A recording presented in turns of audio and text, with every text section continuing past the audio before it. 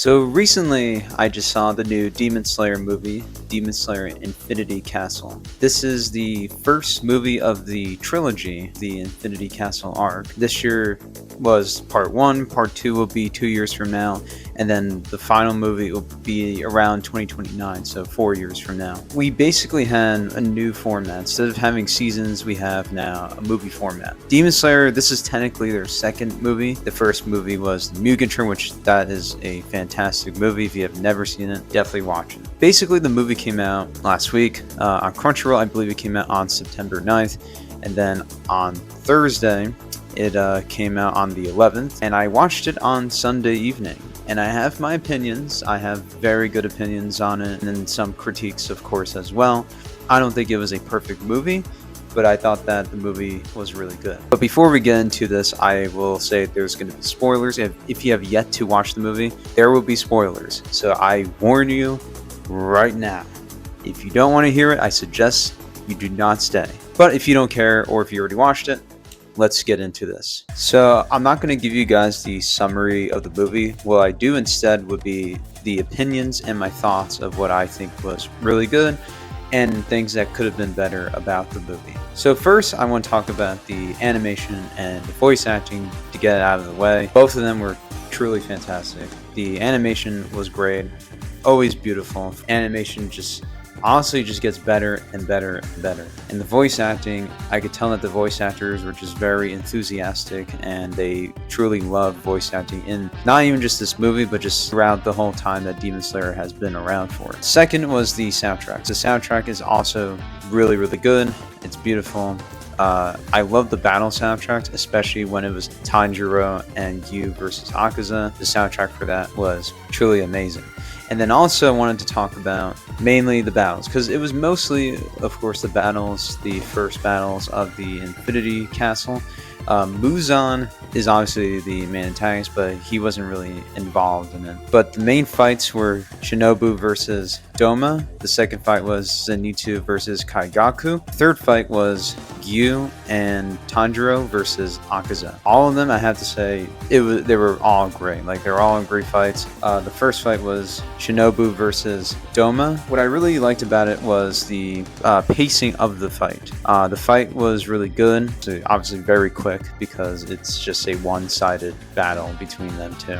And then Kanao joins the fight later on. The second fight was Zenitsu versus Kaigaku. Zenitsu basically had to face off against one of his fellow students that he trained with for thunder breathing. I thought that was excellent, the fight. The pacing, honestly, of that fight was perfect. Like, it was backstories here and there. I thought that was really good. It was well done. Zenitsu was really, really cool in that fight. The last fight, of course, the biggest one of all, with Gyu and Tanjiro versus Akaza, was truly a great fight. I really liked the battle scenes a lot. The music was great, and the emotion with it was truly amazing. Showing the backstory of Akaza to me was probably one of the highlights of the movie. What I really liked about the movie is just that it was very well done in terms of bringing in the story elements of what it's about from the manga. I thought it was a very good introduction into the Infinity Castle in terms of the battles, in terms of the emotional depth that the characters had to go through,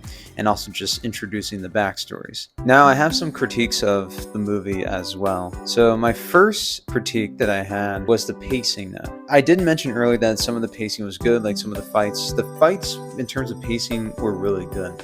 The problem that I have with it sometimes is that it goes a lot of back and forth with the backstory versus just doing the fight and then doing the backstory, right?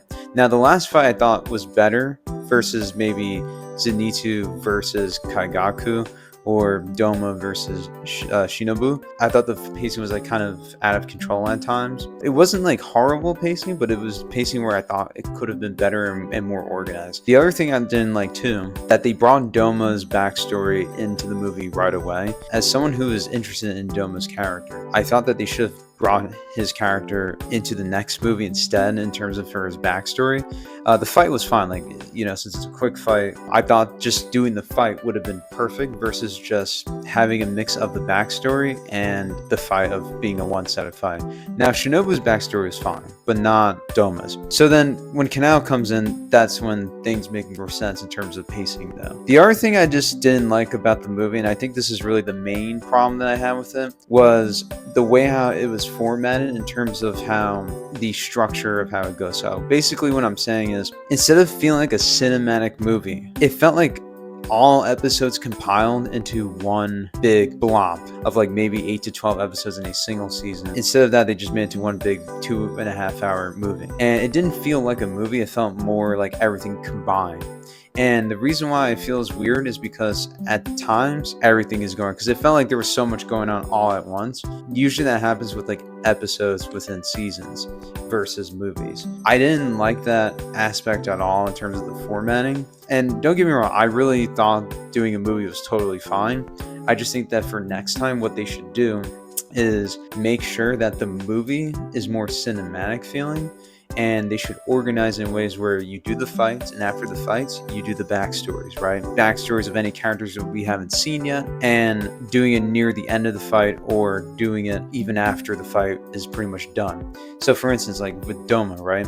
So instead of him having his backstory in the beginning of the battle from this movie, you put that near the end when he's basically dying in the next movie, because he's gonna have his own fight in the next movie, of course, with Kanao and Inosuke, and he's definitely going to have his backstory more fleshed out in the next one. They may even bring back the backstory from we saw in this movie to now this one, and I think that would be a better idea if they do that. So how would I compare this to Mugen Train? So Mugen Train, I believe, came out like 4 years ago. It was about Rengoku, Tanjiro, Zenitsu, and Inosuke facing off against Enmu in the Mugen Train, and then eventually facing off against Akaza. To me, I thought that movie itself was more cinematic and much more of a movie feel than the Infinity Castle was. A lot more crazier, a lot more intense, because there was just so much happening at once. But at least with Mugen Train, it felt way more organized, making it feel so cinematic. Just to me was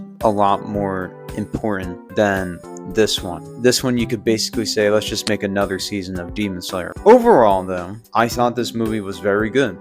Could even be a 10 out of 10, but I would say realistically a 9.5 out of 10, even 9 out of 10. But I'm going to give this an 8.5 out of 10. And the reason why is because although it's got a lot of great animation, I love the music, a lot of the fighting that was going on, and the animation with the fighting, everything was cool. The only thing I just didn't like was just the way how they formatted and organized the movie itself, and it could have been more of a cinematic feel. Hopefully for the next movie, they will do that, and I will be satisfied, more satisfied. Demon Slayer, in terms of its future, for what it has to offer for the next 2 movies, it still has a bright future. It's one of my favorite anime of all time at this point. Anyways, that's pretty much it. I hope you all enjoyed the review. Honest, bold take of what I think about the movie, and let me know in the comments below what your thoughts about the Infinity Castle movie. Again, it was so exciting, it was great, and I'm sure a lot of you thought the same. Let me know if you have any critiques and other critiques of the movie. I'd like to hear your thoughts as well for that. But anyways, if you liked the video, please click the like below. If you're new to the channel, please subscribe to see more content and hit the bell as well. And I will see you all later.